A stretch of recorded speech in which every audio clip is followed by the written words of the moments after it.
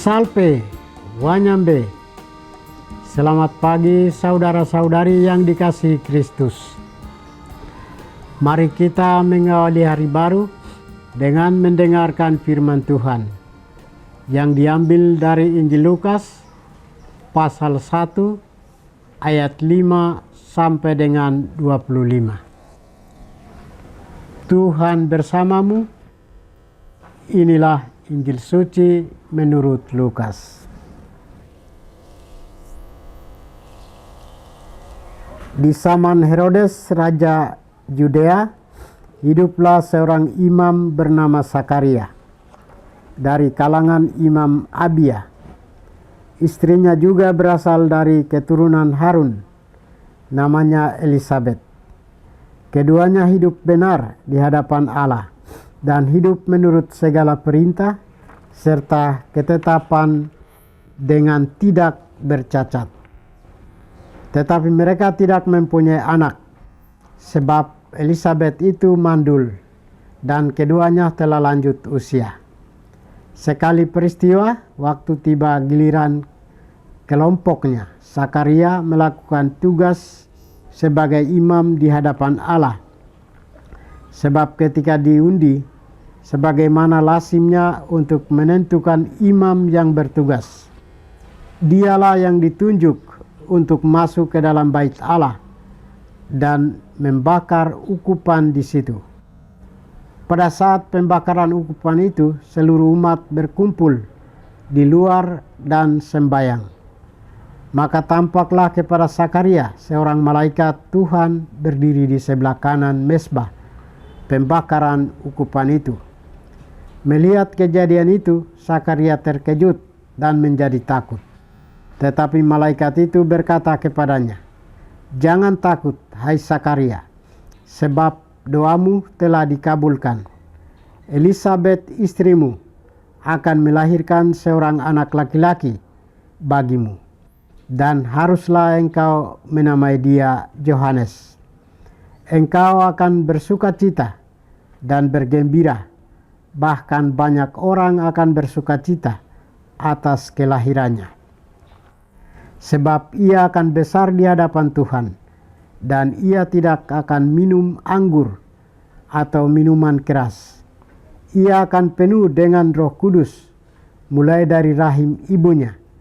Ia akan membuat banyak orang Israel berbalik kepada Tuhan Allah mereka, dan ia akan berjalan mendahului Tuhan dalam roh dan kuasa Elia untuk membuat hati para bapa berbalik kepada anak-anaknya dan hati orang-orang durhaka kepada pikiran orang-orang benar. Dengan demikian, ia menyiapkan suatu umat yang layak bagi Tuhan." Lalu kata Sakaria kepada malaikat itu, "Bagaimanakah aku tahu bahwa hal ini akan terjadi? Sebab aku sudah tua dan istriku pun sudah lanjut umurnya." Jawab malaikat itu kepadanya, "Akulah Gabriel yang melayani Allah. Aku telah diutus untuk berbicara dengan engkau dan untuk menyampaikan kabar baik ini kepadamu. Sesungguhnya engkau akan menjadi bisu dan tidak dapat berkata-kata sampai pada hari semuanya ini terjadi, karena engkau tidak percaya akan perkataanku yang pada waktunya akan terbukti kebenarannya." Sementara itu orang banyak menanti-nantikan Sakaria. Mereka begitu heran bahwa ia begitu lama berada dalam bait suci. Ketika ia keluar dan tidak dapat berkata-kata kepada mereka, mengertilah mereka bahwa ia telah melihat suatu penglihatan di dalam bait suci.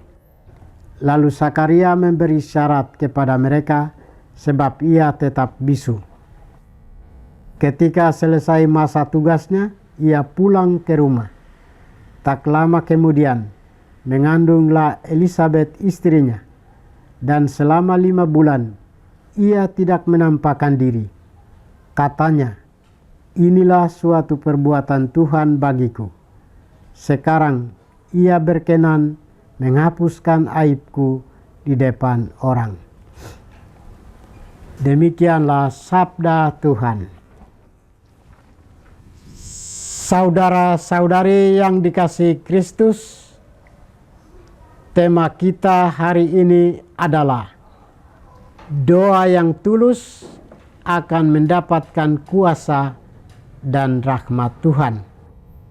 Dalam bacaan Injil hari ini mengisahkan pemberitahuan kelahiran Yohanes Pembaptis kepada Zakaria dan Elisabet istrinya yang mandul.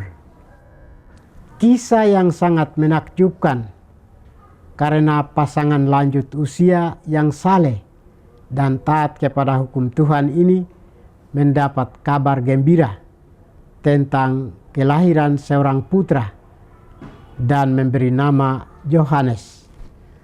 Hal ini menunjukkan bahwa kuasa Tuhan akan terjadi pada waktu yang tak terduga. Kisah yang menunjukkan tentang iman, keraguan, dan intervensi ilahi yang terjadi pada waktu yang tepat. Dan juga mengajarkan tentang bagaimana kita memahami kehendak Tuhan dalam kehidupan kita. Dalam kitab Hakim-Hakim juga menampilkan hal serupa dengan Manoah dan istrinya yang mandul. Di usia lanjut mereka dikaruniai anak laki-laki dan diberi nama Simson.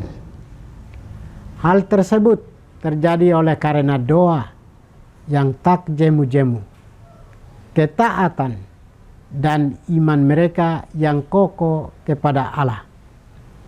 Pertama, kesetiaan dalam keseharian Zakaria dan Elisabet. Zakaria dan Elisabet digambarkan sebagai pasangan yang benar di hadapan Allah dan hidup menurut segala perintah serta ketetapan Tuhan dengan tidak bercacat. Meskipun demikian, mereka menghadapi kenyataan yang menyakitkan, yaitu tidak mempunyai anak sampai sudah lanjut usia. Hal ini mau menunjukkan bahwa kesalehan dan kepatuhan pada Tuhan tidak selalu berarti hidup bebas dari kesulitan. Namun kesetiaan merekalah yang menjadi landasan bagi rencana besar Tuhan bagi keselamatan umat manusia. Kedua, pertemuan malaikat Tuhan dengan Zakaria yang mengubah hidup. Ketika Zakaria bertugas di Bait Allah, ia mendapat kehormatan besar untuk membakar ukupan. Di tengah-tengah tugas rutinnya, malaikat Gabriel menampakkan diri. Ia menyampaikan kabar sukacita bahwa doa Zakaria telah dikabulkan oleh Allah. Maka Elisabet istrinya akan mengandung dan melahirkan seorang putra yang akan dinamai Yohanes. Ia akan dipenuhi dengan Roh Kudus sejak dari kandungan dan akan mempersiapkan jalan bagi Tuhan. Kisah Zakaria ini mengajarkan bahwa Tuhan menjawab doa pada waktunya yang sempurna.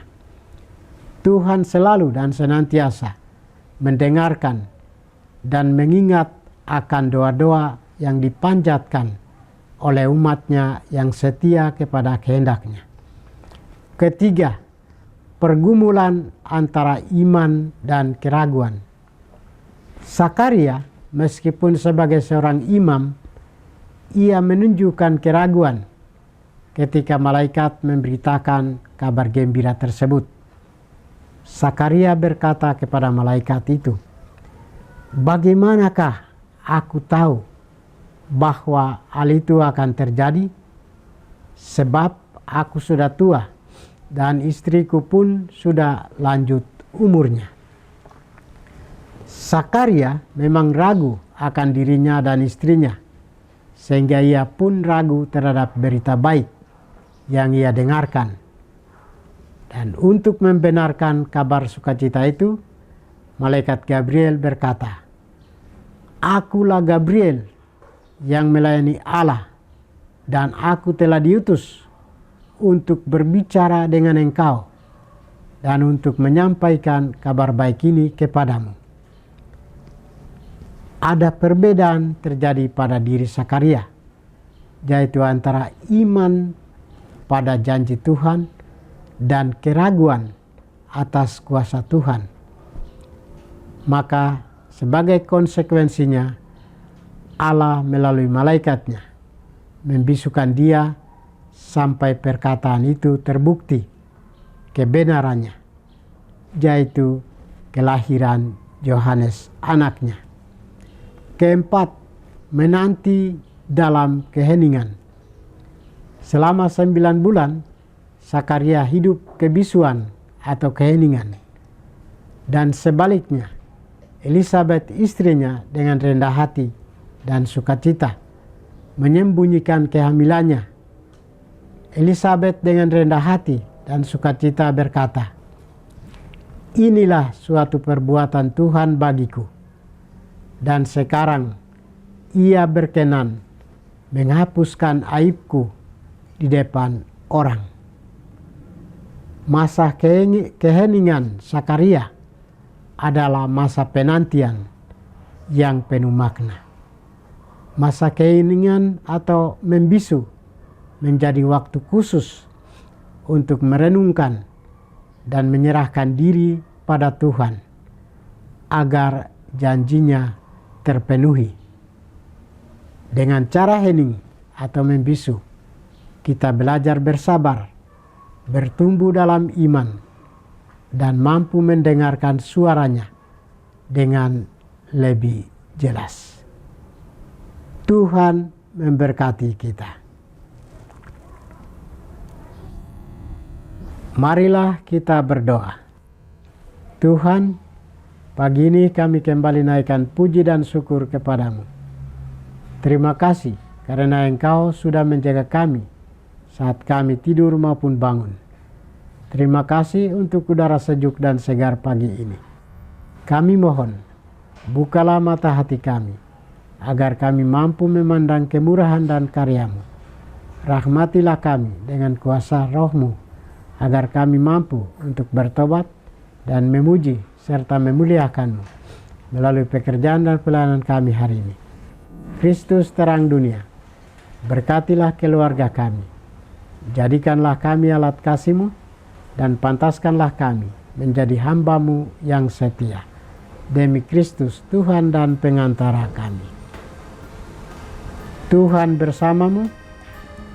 Semoga kita sekalian, orang-orang yang kita kasih dan doakan, seluruh aktivitas kita hari ini dibimbing, dilindungi, dan diberkati oleh berkat Allah yang Maha Kuasa, Bapa dan Putra dan Roh Kudus.